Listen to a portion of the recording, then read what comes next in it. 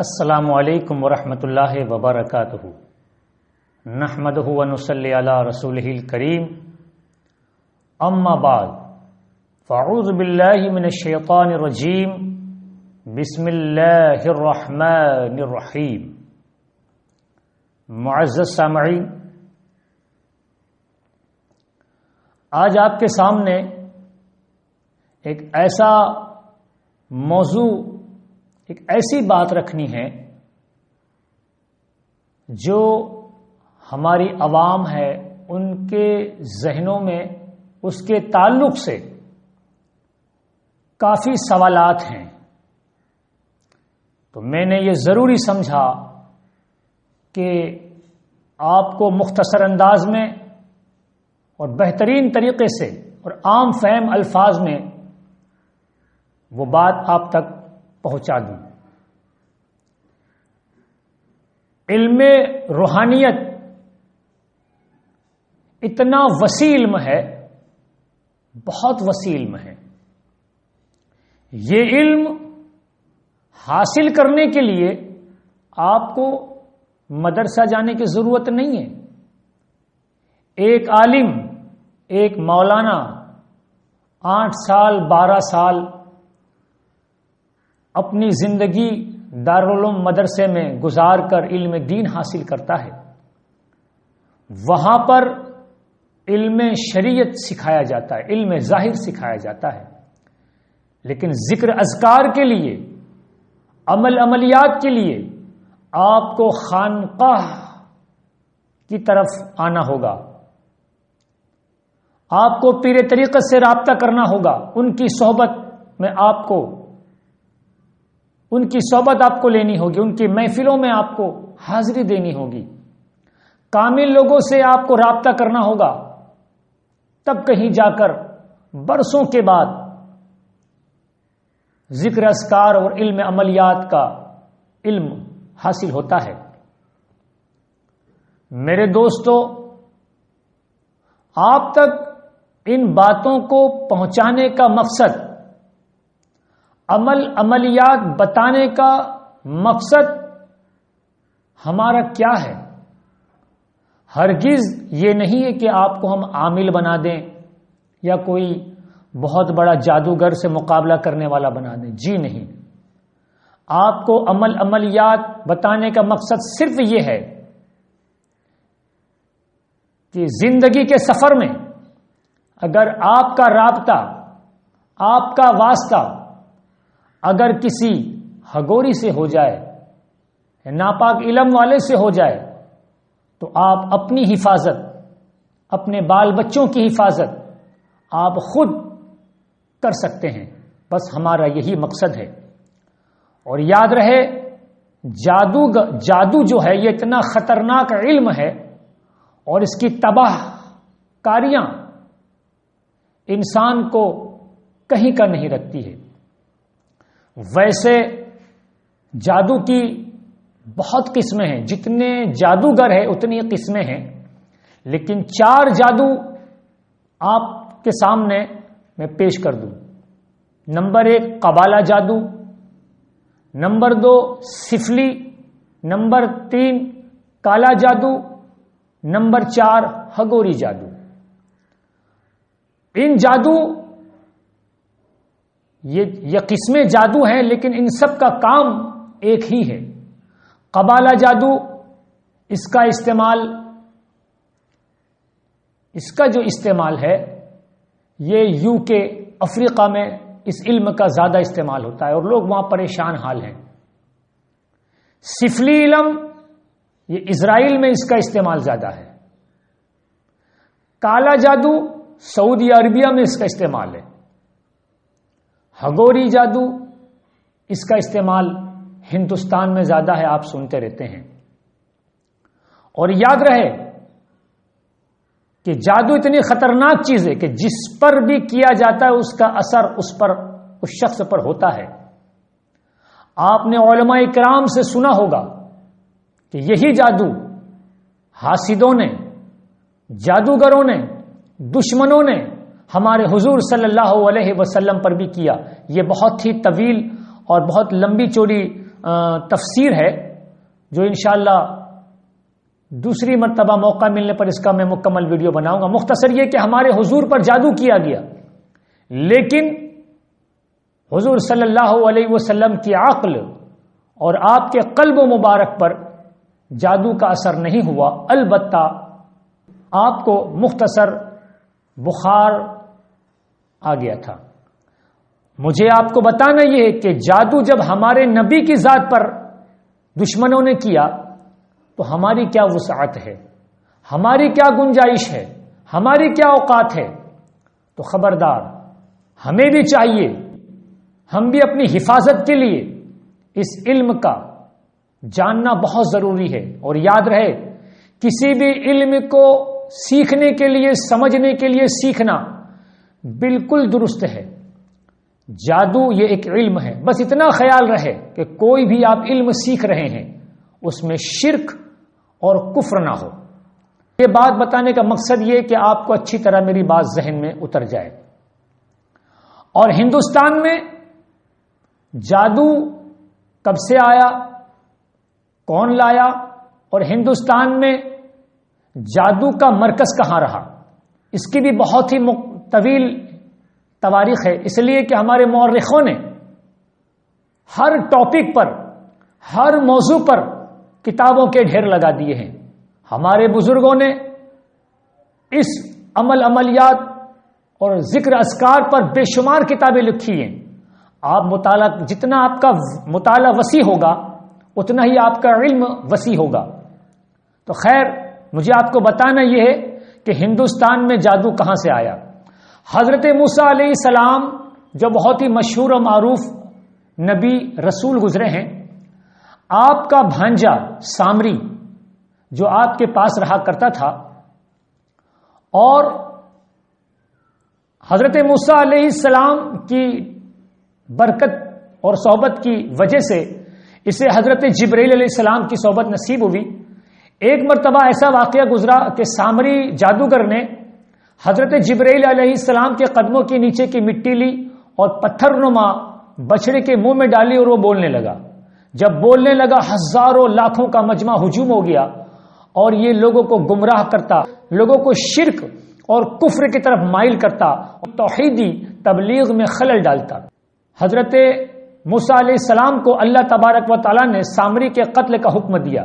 جب سامری کو پتہ چلا تو سامری مصر چھوڑ کر بھاگا اپنی جان بچانے کے لیے اور ہندوستان کے کامروک دیش میں پناہ لی۔ یہ کامروک دیش آسام اور بنگال کے ارد گرد یا بیچ میں ہے، وہاں آیا۔ وہاں آنے کے بعد سامری نے لوگوں کو جادو سکھانا شروع کیا، اور سامری اتنا خطرناک جادوگر تھا، اتنا خطرناک تھا کہ اس کے علاقے میں جو آتا، چاہے کتنا ہی ماہر علم و فن کیوں نہ ہو، اس کے علاقے میں آتا، اس کا پورا علم سلب ہو جاتا، کام نہ کرتا، اتنا خطرناک جادوگر تھا۔ تو اس نے لوگوں کو جادو سکھانا شروع کیا اور لوگ وہاں سے جادو سیکھتے اور ہندوستان میں لوگ جگہ جگہ پہنچ جاتے، اور اس طرح ہندوستان میں جادو عروج پر پہنچنے لگا۔ اور سامری کے وقت میں ہندوستان میں جادو بہت عروج پر تھا اور جادوگروں سے لوگ پریشان حال تھے، لوگ جادوگروں کے ظلم سے پریشان تھے۔ اس طرح ہندوستان میں ہزاروں سال پہلے جادو آیا۔ یہ بزرگان دین، اولیاء کرام کی قدموں کی برکتیں ہیں جو ہندوستان میں تشریف لائے، خصوصاً سلطان الہند خواجہ غریب نواز علیہ رحمت رضوان کی قدموں کی برکتوں سے ہندوستان میں جادو کا زور ٹوٹا اور بزرگان دین کی جد و جہد رہی، اور آپ نے خلق خدا کی اور ہندوستان میں بسنے والے لوگوں کی ایسی خدمت کی ہے کہ رہتی دنیا تک ہندوستان کے لوگ بزرگان دین کے احسان کو فراموش نہیں کر سکتے۔ اور میرے دوستو، اسی طرح آپ نے سنا ہوگا کہ ہندوستان میں ایک سلسلہ اور پھیلا، آپ نے نام سنا ہوگا جوگی جوگن، یہ بھی ہندوستان میں سلسلہ پھیلا۔ یہ سلسلہ کس طرح پھیلا، اس کی بھی میں آپ کو مختصر ہسٹری آپ کے سامنے پیش کر دوں۔ کہ حضرت بدیع الدین زندہ شاہ مدار علیہ رحمت و رضوان مدار العالمین کے خلیفہ سرکار سیدنا جمال الدین جمن جنتی علیہ رحمت و رضوان کے ایک چہیتے مرید، جس پر سرکار جانے من جمن جنتی کی کافی نظر تھی، اور آپ نے اسماعیل کو کافی ذکر و اذکار، شکایت اور عملیات میں اتنا ماہر کر دیا تھا کہ اس دور میں اسماعیل کے دور میں اسماعیل کے ٹکر کا کوئی ایسا شخص، کوئی ایسا جادوگر نہیں تھا جو اسماعیل کے سامنے ٹک سکے۔ ایک وقت ایسا آیا کہ اسماعیل نے سرکار جمال الدین جانے من جمن جنتی سے اجازت لی، اور اجازت لینے کے بعد جب یہ شہر کو نکلا تو اس سے خبر ملی کہ ہندوستان کے ایک شہر کامروک میں ایک جادوگرنی رہتی ہے جس کا نام لونا چماری ہے۔ اس سے مقابلہ کرنے کا آپ نے ارادہ کیا، اور آپ کامرون دیش میں لونا چماری کے مقابلے کے لیے تشریف لائے۔ اور ایک بات یاد رہے کہ لونا چماری جو تھی یہ بڑی حسین و جمیل اور بڑی خوبصورت لڑکی تھی، بہت حسین و جمیل تھی۔ جب اسماعیل مقابلے کے لیے لونا چماری کے پاس آئے تو خیر جادو کا مقابلہ تو کیا ہوتا، لیکن جب جیسے لونا چماری کو دیکھا تو لونا چماری کے عشق کا جادو، حسن جمال کا جادو اسماعیل پر چل گیا، اور اسماعیل جو تھے وہ لونا چماری کے حسن جمال میں کھو گئے اور آپ ان پر عاشق ہو گئے۔ مختصر یہ ہے کہ اس کے بعد لونا چماری اور اسماعیل ساتھ میں رہنے لگے۔ اس میں مختلف روایتیں ہیں، وہ میں آپ کو روایتوں میں آپ کو لے جانا نہیں چاہتا۔ اور یہی سے اسماعیل جوگی کے نام سے مشہور ہوئے، اور اسماعیل جوگی کے پاس جو بھی لوگ آتے اسماعیل جوگی ان کو ذکر و اذکار سکھاتے، عملیات سکھاتے، اور وہاں سے سیکھنے کے بعد جب لونا چماری کے پاس جاتے تو وہ آسیب، جادو اور ناپاک علم سکھاتی۔ اس طرح لوگ اسماعیل کے پاس سے علم نورانیت سیکھتے اور لونا چماری کے پاس علم ناپاک سیکھتے۔ جب انسان کے پاس یہ دو قوت جمع ہو جاتی، یہ دو علم، یہ دو طاقت جمع ہو جاتی، تو انسان ایک بہت بڑی طاقت کا مالک بن جاتا، اور یہیں سے لوگ سیکھ کر ہندوستان کے مختلف علاقوں میں جاتے، اور لوگ ان لوگوں سے پریشان حال تھے۔ اس طرح جو آدمی اسماعیل کے پاس اور لونا چماری کے پاس علم سیکھتا تو وہ جوگی کہلاتا، اور عورت سیکھتی تو وہ جوگن کہلاتی۔ اس طرح ہندوستان میں سلسلہ جوگی کا سلسلہ چلا۔ یہ میں نے آپ کو مختصر بات پیش کر دی، لیکن میرے دوستو، میرے بزرگوں، یاد رہے یہ جو کچھ بھی علم میں آپ کے سامنے پیش کر رہا ہوں یہ سب کتابی علم ہے، اور کچھ علم ایسا ہے جو مجھے ہمارے بزرگوں کی صحبتیں اور ان کی خدمت کے نتیجے میں مجھ تک پہنچا ہے، اور کچھ علم ایسا ہے جو ذاتی میرا تجربہ ہے۔ الحمدللہ اس معاملے میں میرا قریب 22 مہینے کا تجربہ ہے، جو میں کیمرے کے سامنے ان باتوں کو پیش نہیں کر سکتا، لیکن انشاءاللہ کبھی وقت آیا تو ان جادوؤں کے تعلق سے جو ذاتی میرا تجربہ ہے انشاءاللہ وہ بھی میں آپ کے سامنے ضرور پیش کروں گا۔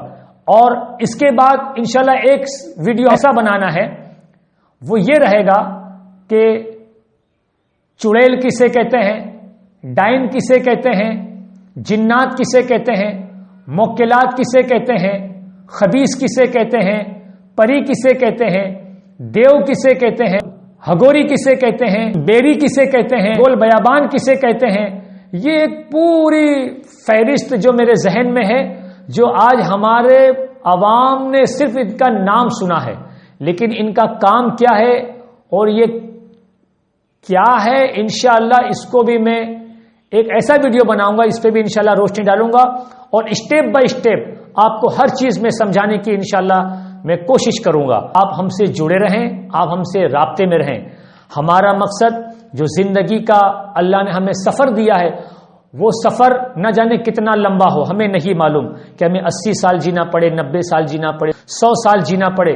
تو اس ایک لمبے سفر میں نہ جانے ہمارا کس شیاطین سے اور کس سے ہمارا ٹکراؤ ہو جائے، تو اس سے بچنے کے لیے ہمارے پاس اس کا علاج ہونا، اس کا ہتھیار ہونا بہت سخت ضرورت ہے۔ اس کے علاوہ اگر آپ کو کوئی بات سمجھ میں نہ آئے تو آپ ہم سے رابطہ کر سکتے ہیں۔ ہمارا نمبر ویڈیو کے ساتھ لگا ہوا ہے، اور یہ جتنے آپ کو میں نے جادو کی قسمیں بتائی ان سب کا علاج کا بھی الحمدللہ میں نے ایک پیکیج تیار کیا ہوا ہے، جس میں نے الحمدللہ 41 دن کے جلانے کے تعویذ، 41 دن کے نہانے کے تعویذ، 41 دن کے پینے کے تعویذ، اور ایک گھر میں لگانے کا تعویذ، اور اس کے بعد 41 موم بتی ہم نے رکھی ہے۔ وہ موم بتی ایسی ہے جو آپ کو بازاروں میں اور عام دکانوں پہ آپ کو نہیں ملے گی۔ اس موم بتی کے اندر باقاعدہ تعویذ دیا ہوا ہے، جو سلسلہ قادریہ، چشتیہ، اشرفیہ کے بزرگوں نے اس موم بتی کو تیار کیا ہے، جو ہم نے اپنے علاج میں شامل کیا ہے۔ اسی طرح 21 دن کا لوبان ہم نے پڑھ کر تیار کیا ہوا ہے، اور 21 دن کی رائے، اور باقاعدہ ہم نے تیل اور 4 قلعے بندش کے تیار کیے ہیں۔ وہ ایسے ہیں جس پہ باقاعدہ عمل کر کے اس کو تیار کیا گیا ہے۔ تو یہ ہم نے پوری ایک کٹ تیار کی عملیات کی۔ اگر آپ اسے بھی حاصل کرنا چاہیں تو آپ ہم سے رابطہ کر سکتے ہیں۔ اللہ حافظ، السلام علیکم۔